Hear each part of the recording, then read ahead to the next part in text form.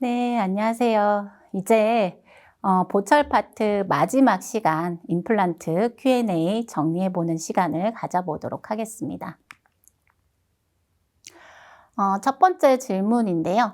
보험 임플란트 보철을 추가 비용 없이 지르코니아로 해도 되나요? 라고 하는 질문인데 참 오랜만에 받아보는 질문 같아요. 임플란트가 보험이 되면서 이 질문 참 많이 했었던 것 같은데 이렇게 되면 큰일 난다라고 말씀을 전해드리고 싶습니다. 일단 우리가 이렇게 보시면 보험 임플란트에 선의로 해준 지르코니아 무더기 환수라고 되어 있는 거 보이시죠?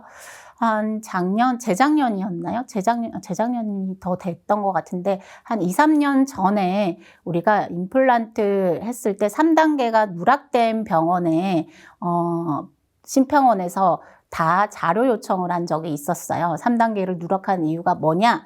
라고 걔네가 이제 의심을 해서 보낸 거죠. 그래서 봤더니 실제로 이렇게 지르코니아로 해준 경우가 많았다라고 얘기를 합니다. 그래서 환수를 하게 된 사례인데요.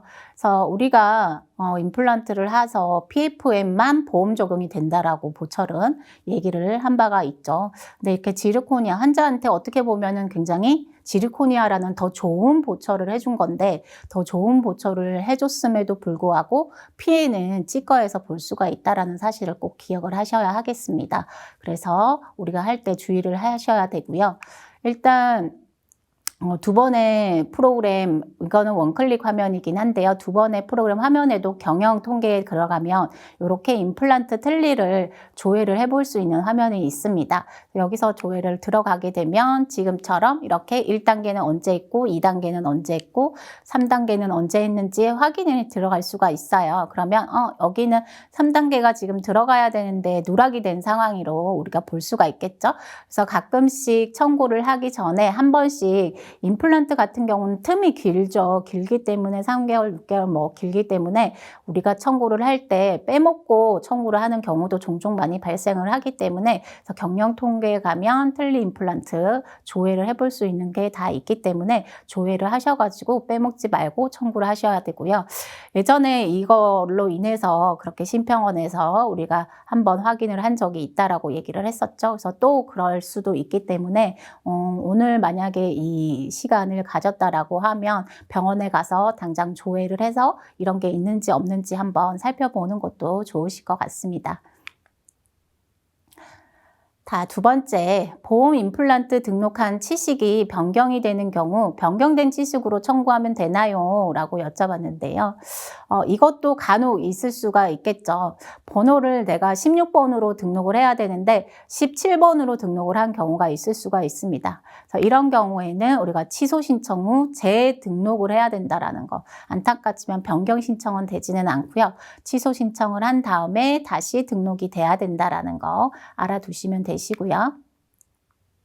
그래서 우리가 변경 취소 해제 한번 다시 살펴보도록 할게요. 시술 시작일 혹은 의사 면허 등이 잘못 기재가 돼서 우리가 등록이 하는 경우에는 이때는 변경 신청을 해야 된다라고 얘기를 했죠. 그리고 1, 2단계 청구 후 환자분 개인 사정으로 인해서 진행을 더 이상 하지 못하는 경우 환자분 요청에 의해다 라고 했으면 이때는 해제 신청을 해야 된다라고 얘기했죠. 다만 이때 해제 신청을 할 때는 해제는 한번 사용한 걸로 된다라고 얘기를 했습니다. 그래서 노인 틀니는 7년간 못하고 임플란트는 2개 중에 하나를 썼던 걸로 생각을 하기 때문에 더 할 수가 없다라는 거 알아두셔야 하겠죠. 그리고 우리가 임플란트 2단계가 시술 후 골류착으로 인해서 골류착에 실패해서 식립을 다시 들어가야 되는 경우, 의료기관 폐업으로 인해서 진행하기 어려운 경우, 이 같은 경우에는 중지 신청이 들어가야 된다라고 얘기를 했죠. 그 다음에 등록 시 치식을 잘못 입력했거나 등록 후 수술이 불가능해진 경우 병원에 의해서 요청이 들어가는 경우가 이제 취소 신청이 들어가야 합니다. 그래서 치식을 잘못 입력했거나 했을 때는 취소 신청으로 우리가 들어가야 된다라는 거. 그 다음 세 번째 질문인데요. 보험 임플란트 2단계는 1차 OP 발사일과 2차 OP 발사일 중 언제 청구하는 건가요? 라고 여쭤봤는데 임플란트는 우리가 1단계는 진단할 때 들어가는 거죠. 2단계는 언제 들어간다 그랬죠? 임플란트 식립할 때가 아니라 스티치 아웃 할 때 들어간다라고 얘기했어요. 근데 지금처럼 1차 OP하고 2차 OP까지 가는 경우가 있을 수가 있겠죠. 그래서 1차 OP, 2차 OP까지 가는 경우에는 1차 OP 후 우리가 들어가는 게 아니라 2차 OP 후 우리가 스티치 아웃 하는 날 청구가 들어가야 된다라는 거. 그래서 2차 OP 후 스티치 아웃 단계에 2단계 청구가 들어가 줘야 합니다. 네 번째 질문인데요. 보험 임플란트 2단계 하면서 다른 치아 발치 청구가 가능한가요? 아마도 보험 임플란트 2단계랑 같이 발치가 청구가 안 된다고 했던 얘기를 들으신 것 같아요. 그래서 여쭤본 건데 다른 부위는 상관없습니다. 다른 부위는 다 각각 청구가 2단계, 보험 임플란트 2단계도 가능하고요. 그 다음에 발치, 다른 부위 발치는 각각 별도로 가능하다라는 거.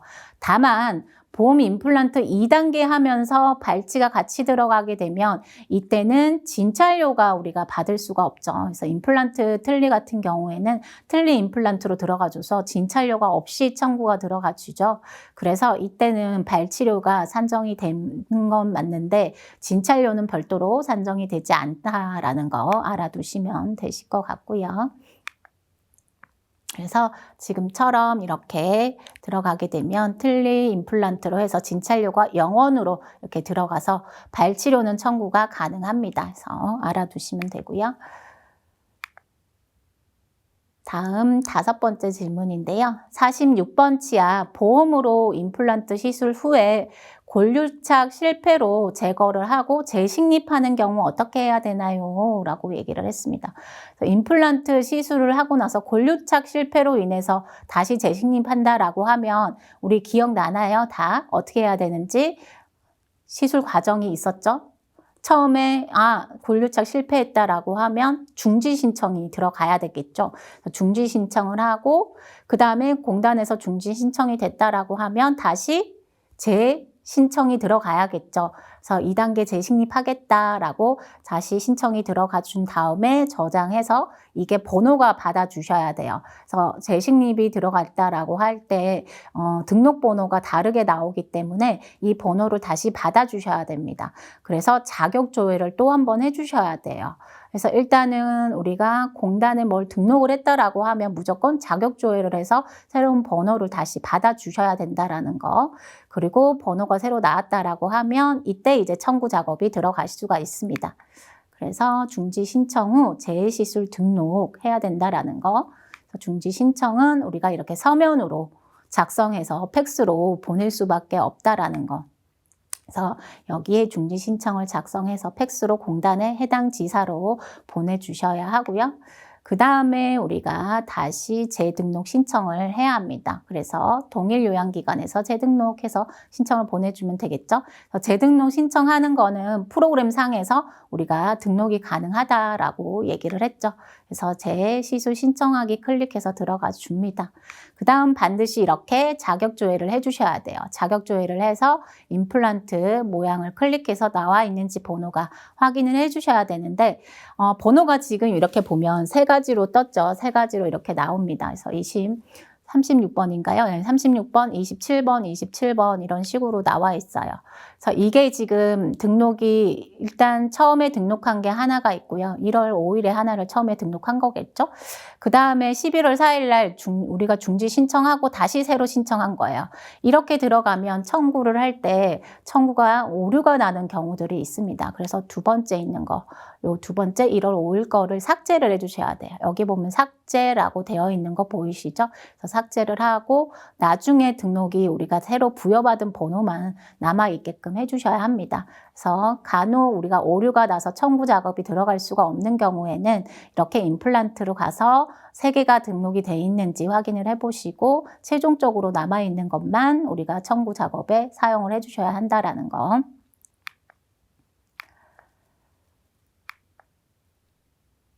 네, 다음 6번째 질문인데요. 보험 임플란트 시술과 동시에 치주치료나 박리소파술 청구가 가능한가요? 라고 여쭤본 질문인데요. 가능하죠. 보험 임플란트를 하면서 박리소파술 요즘에 간혹 하시는 경우들이 계신데 가능은 합니다. 근데 갑자기 이제 치주 치료를 그렇게 열심히 안 했던 병원에서 박리소파수를 너무 열심히 청구를 하는 경우들은 좀 주의를 기울이는 게 좋겠죠. 일단 임플란트 하면서 옆에 박리소파수까지 치주가 안 좋았다라고 하면, 실제 진행을 한 상황이라고 하면 가능은 하실 수는 있다라는 거. 다음 7번째 질문인데요. 보험 임플란트 진행 중 환자가 취소를 요구하는 경우 어떻게 해야 되나요? 라고 이런 경우들이 좀 많이 있어서 질문이 계속 올라오는 것 같아요. 근데 지금처럼 취소를 요구하는 경우에는 원래는 원칙적으로는 하면 안 된다라고 얘기를 했죠. 그래서 환자가 요청을 하는 경우는 해제로 해줘야 된다라고 얘기를 했습니다. 근데 그게 상황상 여의치가 않기 때문에 병원의 요청으로 인해서 취소 신청을 좀 해주는 경우들이 많다라고 얘기를 했죠. 그래서 원칙은 해제로 처리가 돼야 된다라고 하는 게 맞고요. 8번째 질문입니다. 보험 임플란트 치료 후 3개월 후 크라운이 깨진 경우는 어떻게 해야 되나요? 라고 얘기를 했어요. 틀니도 그렇고 임플란트도 그렇고 유지관리 기간이, 무상 유지 기간이 몇 개월이었죠? 3개월이었죠. 3개월 안에는 우리가 보철이 깨져서 다시 해준다 하더라도 비용을 별도로 받을 수가 없다라고 얘기를 했죠. 근데 지금은 3개월 후 크라운이 깨진 경우이기 때문에 이때는 우리가 100% 그러니까 환자한테 비보험으로 받을 수가 있겠죠. 그래서 3개월 후 보철 종류가 다른 거다 하더라도 가능은 할 수가 있습니다. 간혹 이렇게 여쭤보는 분이 있어서 보철 종류가 PFM이 아니라 다른 종류인 경우라도 가능은 할 수가 있다라는 거. 자, 다음 화면을 한번 살펴보도록 하면은요. 지금처럼 이렇게 읽어보면 임플란트가 뭔가 심사 조정이 됐다라고 얘기해서 이렇게 나와 있죠. 그래서 이때는 유지관리 기간이 지금 3개월 이내이기 때문에 한 거예요. 그래서 임플란트 제거한 게 삭감이 돼서 온 거죠. 그래서 임플란트가 우리가 무상 유지관리 기간이 3개월이라고 얘기를 했죠. 그래서 3개월 이내에 지금 임플란트를 제거를 한 거기 때문에 무상 유지관리 기간으로 들어가서 이거를 청구를 했을 때 삭감이 돼서 온 화면을 지금 보고 계시고요. 그래서 3개월 이내는 무상으로 해줘야 된다라는 거. 다만 3개월이 지나면 유상으로 가능하실 수가 있다라는 거. 다음 9번째 질문인데요. 발치 후 즉시 보험 임플란트 식립이 가능한가요? 라고 물어봤어요. 발치 후 즉시 보험 임플란트도 가능합니다. 가능은 해요. 가능은 한데, 근데 보통 우리가 발치하고 나서 즉시 임플란트 식립을 하는 날 1단계로 들어가는 경우가 많겠죠. 그래서 1단계와 발치 비용이 같이 들어가는 경우가 많습니다. 그러면 말했듯이 임플란트 틀니랑 같이 어떤 행위들이 들어가게 되면 진찰료는 산정이 안 된다라는 거. 다음 10번째 질문인데요. 의료급여 임플란트 신청 후 1, 2단계 청구 후에 3단계 청구 시점에서 보험으로 자격이 변동이 되는 경우는 어떻게 해야 되나요? 이것도 간혹 많이 생기시죠. 의료급여에서 우리가 보험공단으로 넘어오는 경우가 있고, 건강보험으로 변경이 되는 경우가 있고, 건강보험에서 의료급여로 넘어가는 경우가 생겨요. 네, 의료급여에서 지금처럼 1, 2단계를 했는데 3단계 시점에서는 건강보험으로 자격이 변동이 됐어요. 이런 경우는 자동으로 연계가 돼요. 그래서 우리가 연계가 돼서 청구 작업을 하실 수가 있는데, 자격 조회를 해서 자동으로 연계가 되는데, 건강보험 환자가 우리가 의료급여로 넘어가는 경우가 있어요. 그런 경우에는 자동으로 연계가 안 되는 경우가 많습니다. 그럴 때는 해당 시군구청으로 해당 과로에 전화를 하셔서 환자분 자격이 변동이 됐기 때문에 이렇게 변경해 주세요 라고 얘기가 해주셔야 해요. 그래서 건강보험에서 의료급여로 넘어가는 경우에는 시군구청으로 연락을 해서 처리가 들어가야 되는 거고, 의료급여에서 건강보험으로 넘어오는 경우는 자동으로 연계가 되는 경우가 많다라는 거 알아두시면 되고요. 그 다음 11번째, 같은 부위에 임플란트 1단계 청구를 하고 다음 내원 시 발치 후에 즉시 식립하면 2단계 청구가 가능한가요? 라고 여쭤봤는데요. 임플란트 1단계를 청구한 다음에 다음번에 내원을 했을 때 발치 발치를 하면서 즉시 심리하면 2단계 청구가 가능한가요? 여쭤봤는데 2단계와 발치는 같이 산정이 되지 않습니다. 그래서 이때는 발치 후 즉시 식립할 때는 발치료만 산정을 해야 되는 게 맞고요. 그 다음번에 SO 하러 이제 환자가 스티치아웃 하러 내원을 하게 되면 그 다음에 2단계로 청구 작업이 들어가 주는 게 맞습니다. 그래서 발치 후 즉시 식립은 발치만 청구를 하고 SO 단계에서 2단계의 청구 작업을 하시라는 거. 12번째 질문입니다. 임플란트 어버트먼트가 부러져서 크라운만 먼저 제거하고 어버트먼트는 버로 잘라서 제거한 경우 둘 다 산정이 가능한가요? 라고 여쭤보는데요. 가능합니다. 청구 가능합니다. 그래서 크라운 제거와 악골레 고정 금속 제거술로 우리가 청구를 할 수가 있겠죠. 그래서 화면처럼 청구 작업을 보게 되면 악골레 금속 제거술로 청구를 하고요. 그 다음에 크라운 제거 복잡도 청구가 가능하겠죠. 그래서 악골레 금속 제거술 할 때 아까 28,000원짜리 벌을 산정을 한다라고 얘기를 했었죠. 그래서 각각 다 청구가 가능하실 수가 있다. 다음 13번째 질문입니다. 임플란트 1단계를 중복으로 청구를 했어요. 그래서 이런 경우에 환수 신청을 하면 되나요? 라고 여쭤본 질문인데요. 그래서 1단계를 중복으로 일단 청구를 했다라고 하면 지금처럼 화면에서 보시다시피 임플란트가 우리가 1단계가 2번 청구가 됐다라고 해서 이렇게 삭감이 돼서 옵니다. 삭감이 돼서 오게 되면 환불금이라는 게 발생을 할 수가 있어요. 그래서 이런 경우에는 환수 신청을 해주는 게 좋다라는 거. 그래서 이렇게 삭감이 돼서 옵니다. 이렇게 화면에서 보시면 임플란트 1단계가 조정이 된 게 이렇게 보이죠? 그러면 이렇게 마이너스 35,000원이 생기고요. 그 다음에 환불금이 35,500원 이렇게 생깁니다. 이거를 환자분한테 돌려준다라는 뜻이에요. 그러니까 우리가 환자분한테 돌려주지 않아도 공단에서 알아서 자동으로 환자분한테 돌려줍니다. 근데 임플란트 1단계를 우리가 2번 청구를 한다라고 하는 거는 잘못해서 2번 청구를 하지 환자한테 수납을 2번 하는 거는 아닐 거예요. 그래도 환불금은 발생을 할 수가 있기 때문에 이때는 환수 신청을 하는 게 제일 정확합니다. 그래서 환수 신청을 작업을 해줘야 한다라는 거. 그래서 환수 신청을 할 때는 차트 우리가 복사를 해야 하고요.